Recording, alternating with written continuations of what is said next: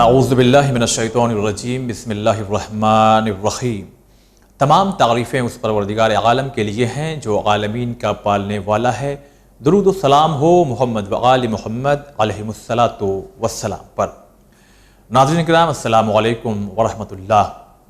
آپ تمام لوگوں کی خدمت میں آج کی اس تاریخ کو دیکھتے ہوئے کہ جس میں حضرت محمد مصطفیٰ صلی اللہ علیہ وآلہ وسلم اور آپ کے دوسرے جانشین حضرت امام حسن مجتبیٰ علیہ الصلاۃ والسلام کی آج شہادت کی تاریخ ہے۔ لہٰذا ناظرین، آپ تمام لوگوں کی خدمت میں ہم تعزیت پیش کرتے ہیں۔ آپ صلی اللہ علیہ وآلہ وسلم کے والد جناب عبداللہ اور آپ کی والدہ جناب آمنہ خاتون ہیں۔ وہیں امام حسن علیہ السلام کے والد حضرت علی علیہ السلام اور آپ کی والدہ جناب فاطمہ زہرا سلام اللہ علیہا ہیں۔ آج کی تاریخ کو مد نظر رکھتے ہوئے ہم آپ کی خدمت میں اس مختصر سے وقت میں کچھ باتیں پیش کریں گے کہ جس پر ہمیں غور کرنا چاہیے، اور ان باتوں کو اپنی زندگی میں ہم اتارنے کی کوشش کریں تو یقیناً ہماری دنیا اور آخرت کامیاب ہو سکتی ہے۔ ناظرین، ایک روز رسول اللہ صلی اللہ علیہ وآلہ وسلم ایک جگہ سے جا رہے تھے۔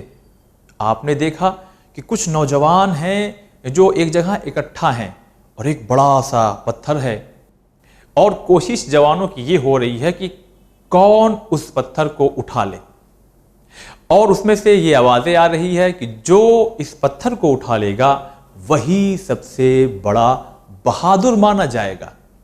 نبی اکرم صلی اللہ علیہ وآلہ وسلم یہ سارے مناظر اپنے آنکھوں سے دیکھ رہے تھے۔ قریب پہنچے، کہنے لگے، بچوں، کیا میں تمہیں بتاؤں ایک ایسا عمل کہ جس کا کرنے والا میری امت کا سب سے بہادر انسان ہوگا؟ لوگوں نے کہا، کیوں نہیں یا رسول اللہ، ہمارے ماں باپ آپ پر قربان۔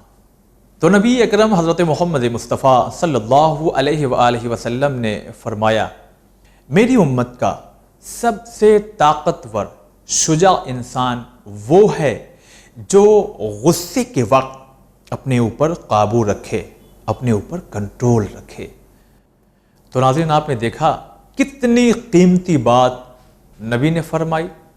ہاں، آج ہمارے سماج میں، ہمارے معاشرے میں، ہماری سوسائٹی میں اگر آپ دیکھیں گے، اسی غصے کی وجہ سے کہ جس پر اکثر انسان قابو نہیں رکھ پاتا، جبکہ وہ اپنے آپ کو بہت طاقتور، بہت شجاع، بہت بہادر سمجھتا ہے، مگر اسی غصے کی وجہ سے برسوں کی دوستی ٹوٹ جاتی ہے۔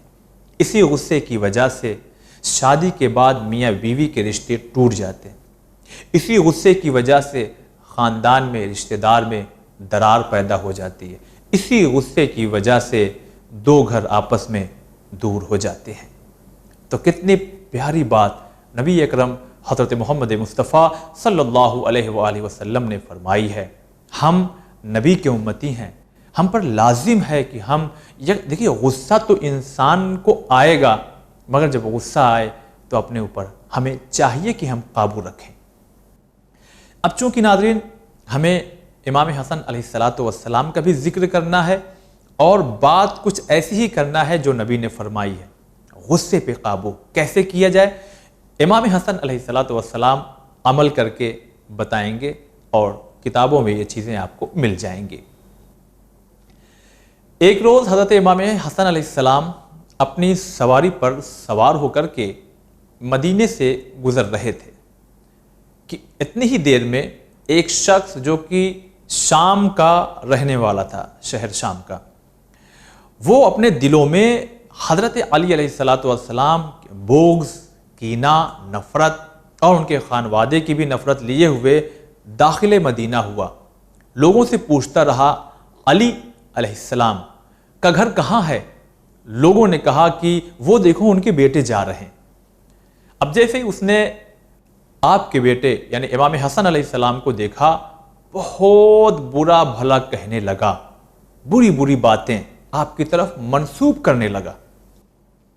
جب وہ خاموش ہو گیا تو امام حسن علیہ السلام نے سب سے پہلا کیا کام کیا ہے؟ سبحان اللہ، کہتے ہیں تم پر ہمارا سلام۔ اب آپ ذرا محسوس کیجئے، آپ کا علاقہ ہو، آپ کا محلہ ہو، آپ کا شہر، آپ کی گلی، اور دوسرے کسی شہر کا انسان آپ کے ہی علاقے میں آپ کو آ کر کے آپ کے والد کو بھی اگر برا بھلا کہہ رہا ہے تو سوچئے ہمارا کیا عالم ہوگا۔ مگر امام حسن علیہ السلام نے بتایا کہ کیسے جو نانا نے کہا ہے کہ ہماری امت کا شجاع انسان وہ ہے جو اپنے غصے پہ قابو رکھے۔ امام نے کہا تم پر ہمارا سلام۔ بھائی تم تو مسافر لگ رہے ہو، اگر تمہارے کھانے کا انتظام نہیں ہے تو کھانے کا انتظام کروں، رکنے کا انتظام نہیں ہے تو رکنے کا انتظام کروں، اگر درہم و دینار چاہیے تو وہ میں عطا کروں کہ تم خوش ہو جاؤ، اور اگر دیکھو تمہیں سواری کی ضرورت ہے، سواری چاہیے، جانور چاہیے، تو وہ بھی میں تمہیں دینے کے لیے تیار ہوں۔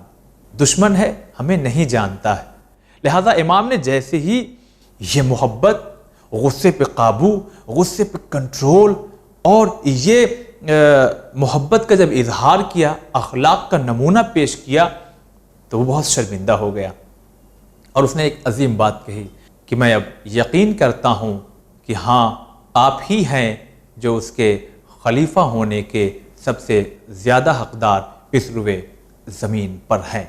میں آج تک آپ اور آپ کے والد بزرگوار کا دشمن تھا، نفرت اور کینہ رکھتا تھا، اس لیے کہ مجھے کچھ ایسی باتیں آپ لوگوں کے سلسلے سے بتائی گئی تھیں، لیکن آج سے میں آپ کا محب ہوں، میں آپ کا عاشق ہوں، چاہنے والا ہوں، مجھے اجازت دیجیے کہ میں اب اپنی حیات تک، جب تک زندہ رہوں، آپ کے ساتھ میں رہوں۔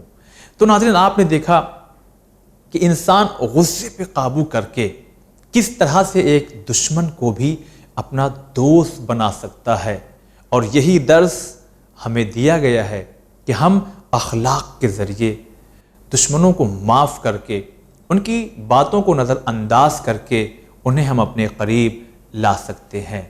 اسی لیے کہنے والے اکثر کہا کرتے ہیں، اسلام تلواروں کے ذریعے نہیں پھیلا ہے، آپ کے خوبصورت اخلاق کی وجہ سے، نبی اور ائمہ کے اخلاق جو خوبصورت ہیں ان کی وجہ سے پھیلا ہے۔ لہذا ہمیں چاہیے کہ ہم بھی اپنے اخلاق کو خوبصورت کریں اور اپنے غصے پہ قابو رکھیں۔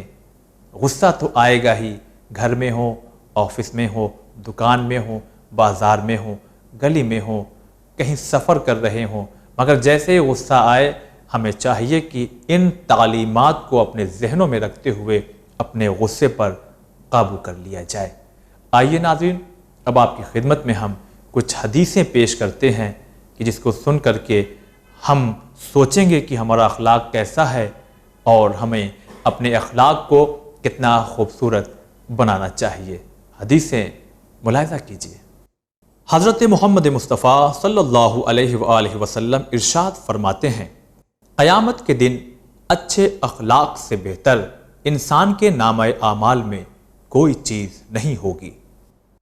آپ صلی اللہ علیہ وآلہ وسلم فرماتے ہیں کہ انسان اچھے اخلاق کے ذریعے وہ ثواب حاصل کر سکتا ہے جو ثواب دن میں روزہ اور رات بھر عبادت کرنے سے حاصل ہوتا ہے۔